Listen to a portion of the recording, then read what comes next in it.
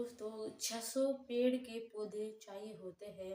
तो वो नर्सरी जाता है। नर्सरी में जाकर जैसे ही जो वहाँ पर महिला होती है उसे देखकर एकदम संसा रह जाता है और फिर उसे 600 पेड़ के पौधों के मतलब मोल भाव करने लगता है और फिर जैसे ही उसे पैसे देने लगता है तो जो उस आदमी का आंसू उस लड़की के हथेली पर गिरता है तो उधर वो भी रोने लगती है। दोनों मतलब रोने लगते हैं।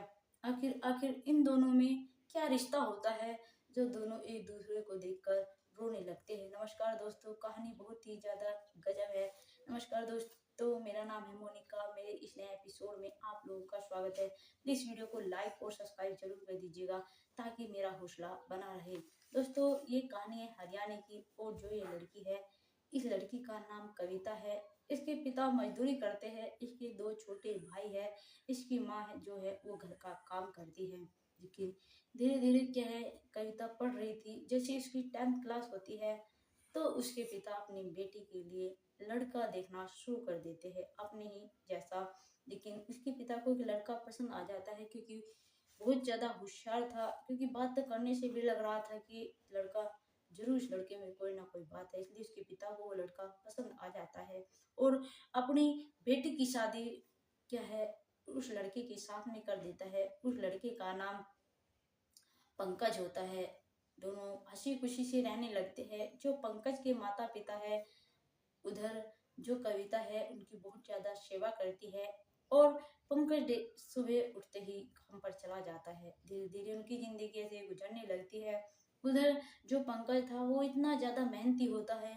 वो किसी भी चीज में करने में कोई श्रम नहीं करता था और जहाँ पर वो काम कर रहा था वो बड़े ही मेहनत लगन से काम कर रहा था। लेकिन धीरे धीरे उसकी आदत में इतनी अच्छी थी लड़के की, बोलचाल सबके साथ में इतनी अच्छी तरह से बोलता था। उधर जो ठेकेदार होता है उसे भी बड़ी अच्छी तरह से काम सिखाने लगता है। क्या होता है, वो ठेकेदारी सीख लेता है और अपने नीचे कुछ वर्कर्स लगा लेता है, वो भी ठेकेदारी लेने लगता है। धीरे धीरे क्या होता है, जो पंकज है उसका काम इतना अच्छा चल जाता है, उसके पास में पैसों की भी कोई कमी नहीं रहती। उधर जो कविता होती है वो भी बहुत ज्यादा खुश होती है। लेकिन क्या होता है, धीरे धीरे जो पंकज है वो ऐसे दोस्तों के साथ में रहने लगता है जो शराब पिया करते थे। उसको भी शराब की लत लग जाती है। वो पहले कभी कभी घर पर पीकर आया जाया करता था, लेकिन फिर क्या होता है, वो डेली पीकर आने लगता है। लेकिन कविता अपने सास ससुर को कहती है, उसके सास ससुर पंकज को कहते हैं। लेकिन वो कहता है पंकज, देखो पिताजी, माँ पिताजी, आपको किसी चीज की कोई कमी नहीं है और फिर मैं पैसे कमाता हूँ, अपने आप उड़ा रहा हूँ, मतलब जो मेरी जी में आएगा वो करूंगा, अपने सारे शौक पूरे करूंगा।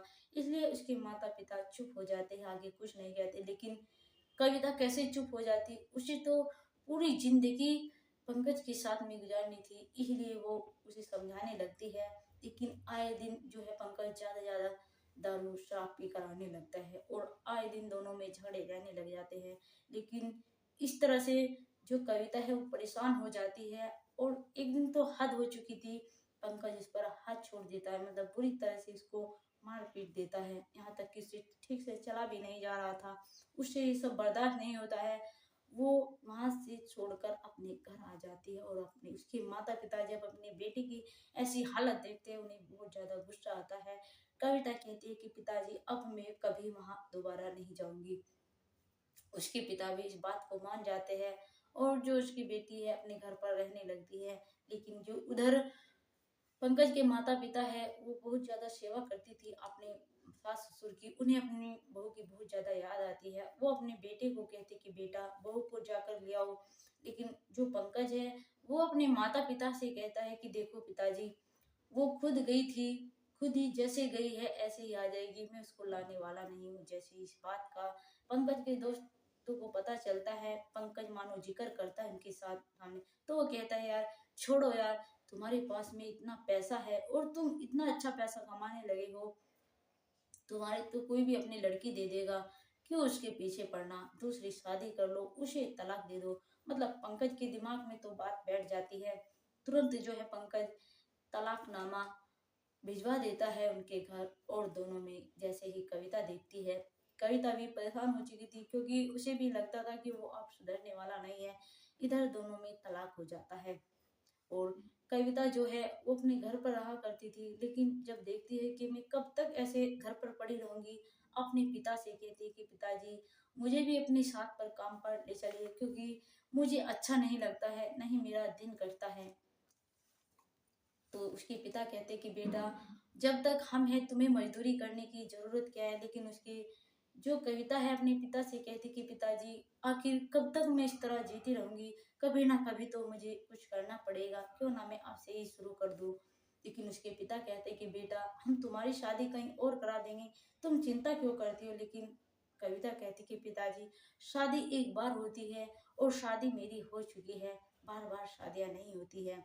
इधर उसके पिता ज्यादा कुछ नहीं कहते, वो अपनी बेटी को अपने साथ पर ले जाते हैं काम पर। लेकिन वहां पर काम करते हैं, लेकिन उससे वो सब काम नहीं हो रहा था कविता, क्योंकि कभी उसके पिता ने मजदूरी इससे कराई नहीं थी। वो करते रहते हैं, मजदूरी कर रहे थे, इधर कविता भी कर रही थी, लेकिन उससे वो सब काम नहीं हो रहा था। उधर खेतों का जो मालिक है वो आ जाता है और जब देखता है कि जमीला मतलब बड़े धीरे धीरे से काम कर रही है, जो कविता है बड़े धीरे धीरे से काम कर रही है, तो उससे कहता है कि बेटा तुमसे ये सब काम नहीं होगा, अगर तुम कुछ और काम कर सकती हो तो क्या, बस हल्का फुल्का काम है, सिर्फ फूल फूल तोड़ने का। लेकिन जब वो तो कविता एकदम झट से हाँ कर देती है, उसके पिता भी खुश हो जाते हैं कि मेरी बेटी को ये काम नहीं करना पड़ेगा, बस हल्का फुल्का काम है वो तो तोड़ ही देगी मेरी बेटी। और उसको ले जाता है जहाँ पर उसने अपना बगीचा लगाया हुआ था, जहाँ पर नर्सरी लगाई हुई थी, वहां पर उसे नर्सरी का काम सौंप देता है और उसको 400 रुपये डेली का देने लगता है और कहता है जब तक तुम्हारा मन करे तब तक तुम यहाँ पर डेली काम पर आ जाना और तुम्हें डेली पैसे मिल जाया करेंगे। इधर जो है कविता बहुत ज्यादा खुश होती है, अपने पापा को बताती है, अपनी मम्मी को बताती है, वे भी बहुत ज्यादा खुश होते हैं। वो डेली जाती थी नर्सरी में, वहां पर पानी पौधों में जो है वो दिया करती थी, वहां के सब कुछ काम उसको ही सौंप दिया जाता है। और उधर जो पंकज है उसे दारू की इतनी ज्यादा लत लग चुकी है कि उसने अपना सब कुछ बेच दिया है, यहाँ तक कि वो काम भी किया करता था, लेकिन कभी कभी काम पर जाया करता था, उस पे बहुत सारा कर्जा हो जाता है। उधर खाने पीने के लिए भी इनके घर में कुछ नहीं रहता। एक दिन क्या होता है, सुबह होती है, वो कहता है कि माँ मुझे चाय दे दो, लेकिन उसकी माँ कहती कि बेटा घर में कुछ खाने के लिए भी नहीं है, तो मैं आपको चाय कहाँ से ला के दे दूँ। फिर बेटा जरा जागो, देखो घर की क्या हालत हो गई है, तुम क्या थे और क्या से क्या हो गए हैं। इधर पंकज को होश आता है, वो सोचता है कि मेरे मतलब दारू ने मुझे कितना बर्बाद कर दिया, यहाँ तक कि मेरी पत्नी भी मुझे छोड़कर चली गई है और मैंने जो कुछ कमाया धमाया था सब दारू में बर्बाद हो गया है। वो जब से ही शुरू कर देता है उन दोस्तों से यारी दोस्ती सब छोड़ देता है और अच्छे दोस्त बनाता है और फिर से दोबारा से इस तरह से ठेकेदारी लेने लगता है, फिर अपना काम शुरू कर देता है। फिर उसका धीरे धीरे काम पटरी पर आने लगता है और अच्छे से वो रहने लगता है। लेकिन एक दिन क्या होता है, उसका दोस्त तो को वो अपनी बात बताता है कि यार तुम्हारी जो भाभी है मैंने एक दिन उसको इतना मार दिया था कि उससे चला भी नहीं जा रहा था, वो मुझे मना करती थी, यहाँ की गलती भी मेरी थी, फिर भी मैंने अपनी पत्नी को मारा और वो मुझसे छोड़कर चली गई। उसके यार दोस्त कहते हैं यार ऐसी पत्नी तो बड़े नसीब से मिलती है, इतनी प्यारी पत्नी थी तुम्हारी। वो उन्हें फोटो दिखाता है, भाभी को ले आओ जाकर यार, तुम्हारा घर दोबारा से भर जाएगा और भाभी तुम्हें जरूर माफ कर देगी। लेकिन उसकी हिम्मत नहीं होती है अपनी पत्नी को लाने की, कविता के सामने जाने की उसे बहुत ज्यादा शर्म लग रही होती है, इसलिए वो काम करता रहता है। एक दिन क्या होता है, चार दोस्त होते हुए एक गिरोह में जो ठेकेदारी लेते थे वे, उसका दोस्त कहता है कि मैं अपने जगह में पेड़ लगाना चाहता हूँ, जो कि 600 पेड़ की जरूरत है, नर्सरी यार कहीं से वो तो इंतजाम कर देना। जो लड़का होता है पंकज वो देखता है इधर उधर घूमता है तो उसे एक नर्सरी नजर आती है, वो वहां पर जाता है। जैसे ही उस महिला उस लड़की को देखता है तो मतलब एकदम देखकर शन रह जाता है और उसे कहता है कि मुझे नर्सरी दिखा दीजिए 600 पेड़ की, जो कि मुझे पेड़ चाहिए उनका पैसे बता दीजिए। वो मोल भाव करने लगता है, वो पैसे बता देती है और फिर जैसे वो पैसे देता है तो पैसों की जगह उसकी हथेली पर पहले, उस लड़की की हथेली पर पहले आंसू गिर जाते हैं और जैसे ही देखती है अपने पति की तरफ कि उसके आंखों में आंसू भरे हुए हैं, आंसू दमादम टपक रहे हैं, तो उसके भी आंखों में आंसू आ जाते हैं। फिर अपने पति से कहती है कि आखिर क्या बात है, तुम रो क्यों रहे हो? वो कहता है, वो उसके पैरों में पड़ जाता है कि मुझे माफ कर दीजिए, मुझसे बहुत बड़ी गलती हुई है कविता। मैं अब आइंदा से मैंने दारू भी छोड़ दी है, ऐसे दोस्त भी छोड़ दिए, और अब मेरा पहले मेरा सब कुछ गिरवी रख चुका था, लेकिन अब मेरा अच्छा खासा काम चल रहा है क्योंकि मैं एक अच्छी लाइफ जी रहा हूँ, और बस कमी है तो सिर्फ तुम्हारी, लेकिन मुझे हिम्मत नहीं हो रही थी तुम्हें लेने जाने की।